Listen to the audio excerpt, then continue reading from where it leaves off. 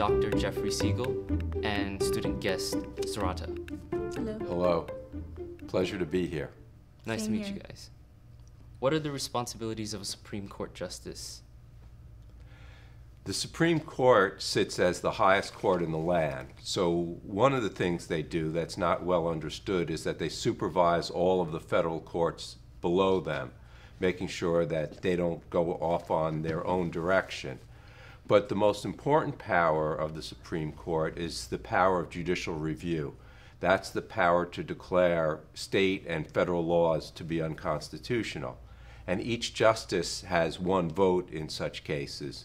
And if they get 5 votes to declare a law unconstitutional or to declare that a law is constitutional, that's what the result will be for the entire nation.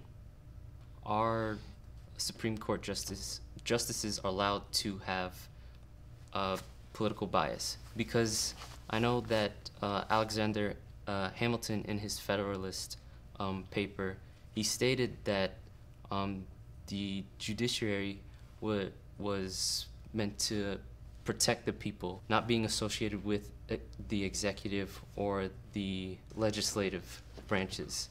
They're supposed to be politically neutral. So, can they or are they allowed to have political bias?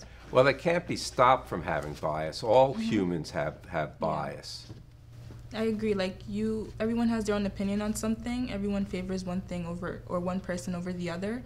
But in the field of work, I feel like if you should be neutral, in hopes of being fair, because that's what the Supreme Court is. You're supposed to seek justice.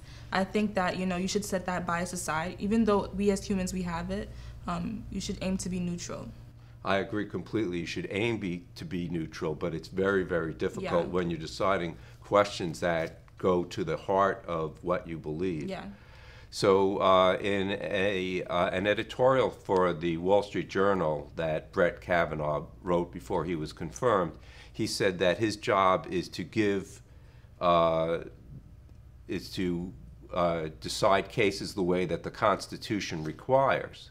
Well, the Constitution rarely requires a given output. If a 30-year-old were to run for president, it's clear that such person couldn't be president because the Constitution requires that you're 35. But those are not the sort of cases that come to the Supreme Court. The sort of cases that come to the Supreme Court are more along the lines of, is affirmative action constitutional? And there's no correct answer for that. People who are liberally minded say that it is, and people who are conservatively minded are just as certain that it's not. I wanted to know,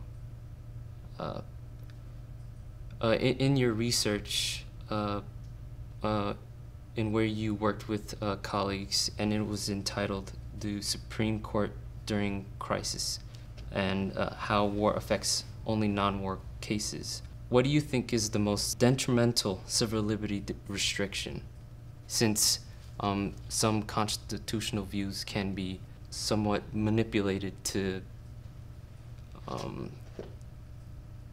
fit certain beliefs?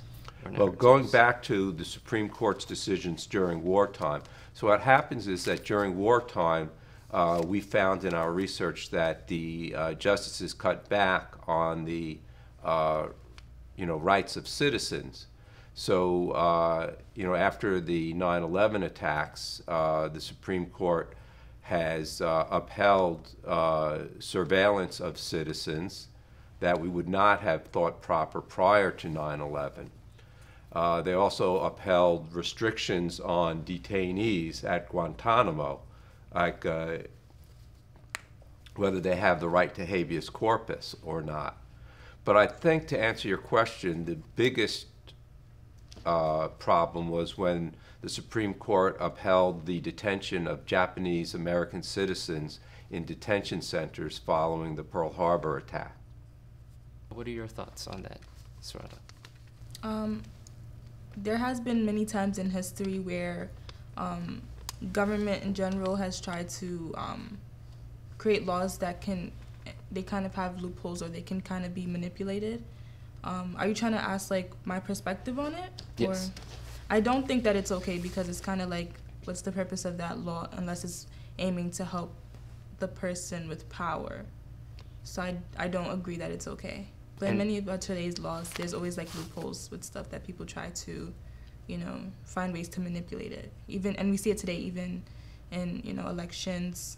So I wanted your guys' opinion on the Kavanaugh hearing and how some Supreme Court justices sort of displayed their feelings towards how the hearing was being carried out. So what are your thoughts? The only justice I know who spoke about it was retired Justice John Paul Stevens. I do not believe any of the sitting justices said anything about it. Were you referring to Stevens' comments? Yes. Well, Stevens is retired, so, you know, when he lives in Boca Raton and he gets to sit by the pool all day, so I'm not sure, you know, it was certainly not proper, but it also wasn't proper when Ruth Bader Justice Ginsburg said it would be a disaster for the country if Trump were elected. And So, I'm sorry, you're saying that, can you repeat yourself? Yes. I think that Justice Stevens commented from his retirement, so that's not as big a deal as when Justice Ginsburg said that it would be you know, who's still on the court, said it would be a disaster for the country if Trump were elected president. Right. That was certainly uncalled for and inappropriate. To be honest, I kind of feel the same way as he was saying earlier. Like, a lot of things, especially, you said Stephen? Justice Stevens. Yeah, it was really uncalled for.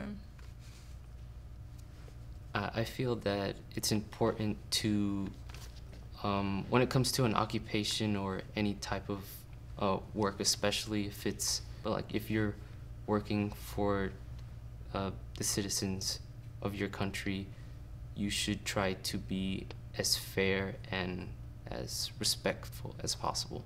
It's not seen as driven, it can be driven to one side or the other.